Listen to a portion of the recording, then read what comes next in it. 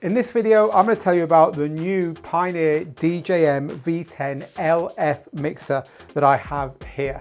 It's just landed today at the time of recording this. I've had it in the studio for a few hours. I want to tell you what it's about, who it's for, and what makes it different from the Pioneer DJM-V10, i.e. not the LF version, which has been the previous mixer in this family. So to start off with, what's this all about? What's a massive mixer like this? Who's it for? What's it got on it that's different to a standard mixer? So let's take a talk through some of those things first. So this mixer is designed for DJ producers, for people who like to mix with a lot of effects.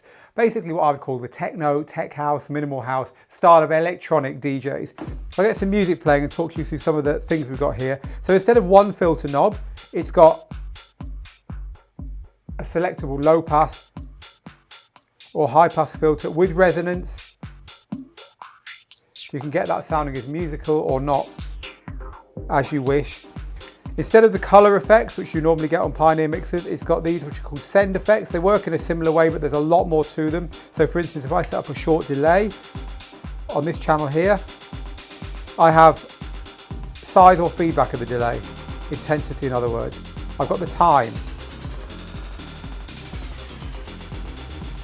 tone, from crisp to kind of muddy, and the overall master for the effect.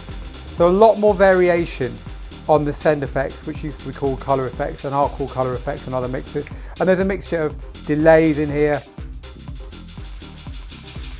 dub echo style effects. They're basically reverbs and delays and so on going on here.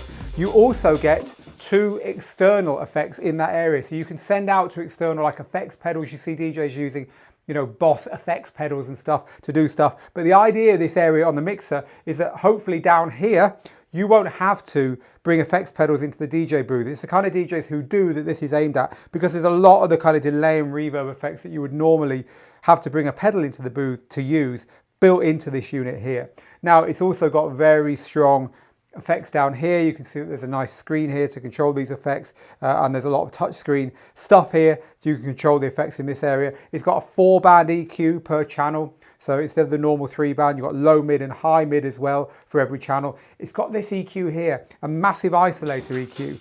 So on this EQ here, across the whole mix, I can take, I've got to turn it on, across the whole mix, I can cut or boost the mid and the bass frequencies.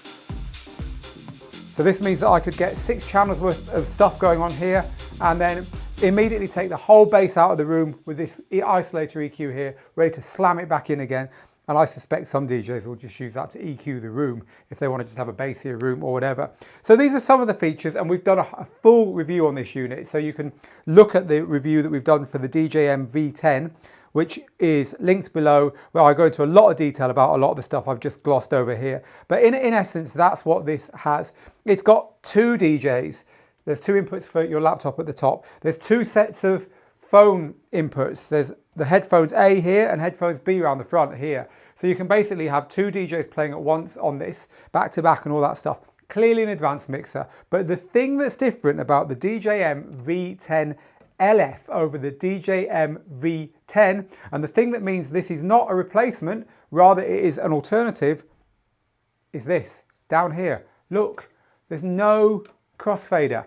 This is a crossfader free mixer. Instead, the pitch faders have moved from, the line faders have moved from 45 millimeters up to 60 millimeters. So you get these really long line faders that mean you've got a lot more control, and there's even a new setting. So there's a new curve that you can choose for the line faders there. So why have they done that? Well, a few reasons. To start with, talking just about the faders, look, we all know that our pitch faders are going to give us more control over the pitch if we have nice long throw pitch faders. It's why pitch faders are like this on Pro Gear, really long, because it means you get finer control over the pitch. Well, it's the same here. If you're buying a mixer that does all the stuff we've just been talking about, then the most control you can have as you're kind of like riding the faders in the mix with a few different sources going on, the more control you can have, the better.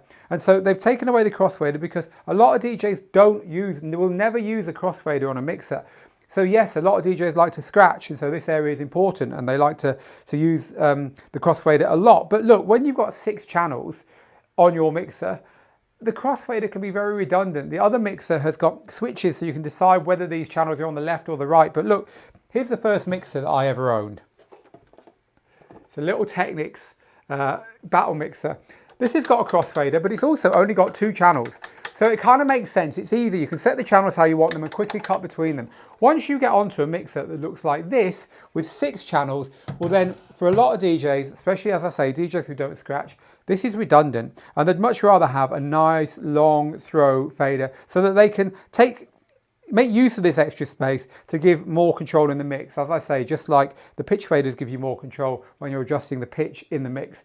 So it should be seen as an alternative to the DJM-V10 mixer and not as a replacement for it. It's the kind of mixer that people who like Allen and Heath's Zone 96, the people who like the Play Differently Model 1, will obviously be the audience that the Pioneer is aiming at with this. But neither of those mixers, neither of those devices have yet been released without the crossfader. So Pioneer is taking the front here.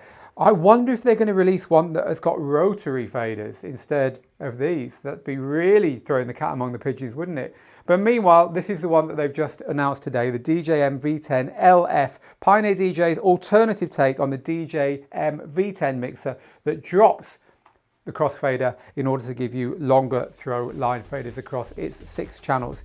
Let us know what you think about this change. Let us know what you think about this mixer and its sister mixer, the normal V10, in the comments underneath. And if you've enjoyed this video, hit that share button. This has been Phil at Digital DJ Tips saying, get good, get out there. If you can't get out there, stay safe and make the moments. And I'll see you again for another video very soon.